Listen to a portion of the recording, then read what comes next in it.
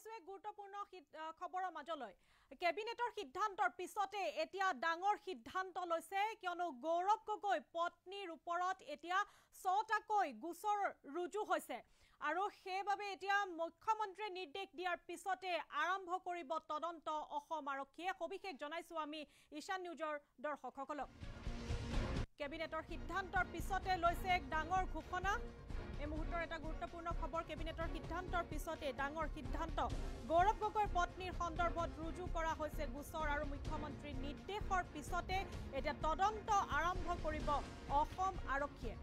৬টাকৈ ধাৰাত গোচৰ ৰুজু পাকিস্তানৰ নাগৰিক আলী শেখৰ বিৰুদ্ধে এই পুনৰ জনাইছো ৬টাকৈ ধাৰাত গোচৰ ৰুজু হৈছে পাকিস্তানৰ নাগৰিক আলী শেখৰ বিৰুদ্ধে আৰু তদন্তৰ আওতাত গৌৰৱ গগৈৰ পত্নীও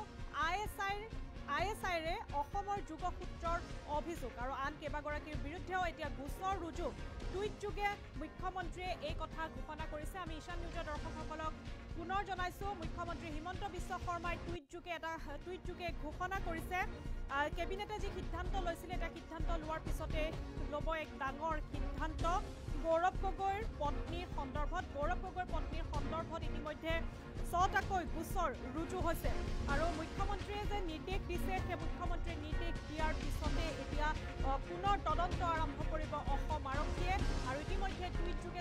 জনাইছে মুখ্যমন্ত্ৰী হিমন্ত বিশ্ব শৰ্মাই ৬টাকৈ ধাৰাত গোচৰ ৰুজু পাকিস্তানৰ নাগৰিক আলী শেখৰ বিৰুদ্ধে আৰু তদন্তৰ আওতাত গৌৰৱ গগৈৰ পত্নী আৰু ISIৰে অসমৰ যুগসূত্ৰৰ অভিযোগ আমি আমাৰ হাতত মন্তব্য আহি পৰিছে আমি মন্তব্যসমূহ এবাৰ ঈশান নিউজৰ দৰ্শকসকলক শুনাই আৰু ইতিমধ্যে আপোনালোকে স্ক্ৰীনত দেখি আছে হিমন্ত বিশ্ব শৰ্মাৰ টুইটটো তেওঁক এই কথাই জনাইছে যে ইতিমধ্যে যি গৌৰৱ গগৈৰ পত্নী ৬টাকৈ গোচৰ ৰুজু হৈছে এতিয়া পুনৰ তেওঁ নিৰ্দেশ দিছে আৰু তেওঁৰ নিৰ্দেশৰ পিছতে এতিয়া অসম আৰক্ষীয়ে গৌৰৱ গগৈৰ পত্নীৰ ওপৰত চলাব তদন্ত কিয়নো গৌৰৱ গগৈৰ পত্নীৰ ওপৰত ৬টাকৈ গোচৰ ৰুজু হৈছে আৰু মুখ্যমন্ত্ৰীয়ে দিয়া নিৰ্দেশৰ পিছতে এতিয়া তদন্ত আৰম্ভ কৰিব অসম আৰক্ষী আমি পুনৰ জনাইছো ঈশান নিউজৰ দৰ্শকসকলক ৬টাকৈ গোচৰ ৰুজু হৈছে পাকিস্তানৰ নাগৰিক আলী শেখৰ বিৰুদ্ধে আৰু তদন্তৰ আওতাত গৌৰৱ গগৈৰ পত্নীও ISIৰে অসমৰ যুগসূত্ৰৰ অভিযোগ আহি পৰিছে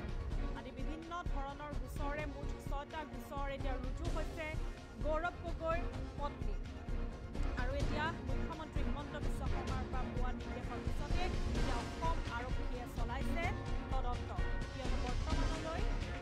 গৌৰৱ গগৈৰ পত্নী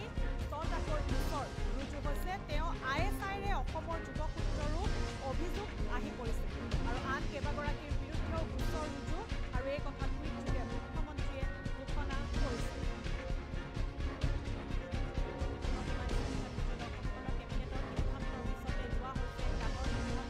তদন্তৰ আওতাত এতিয়া গৌৰৱ গগৈ পত্নী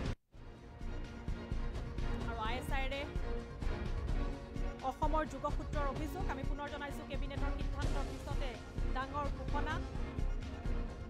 গৌৰৱ গগৈৰ পত্নীৰ সন্দৰ্ভত ৰুজু গোচৰ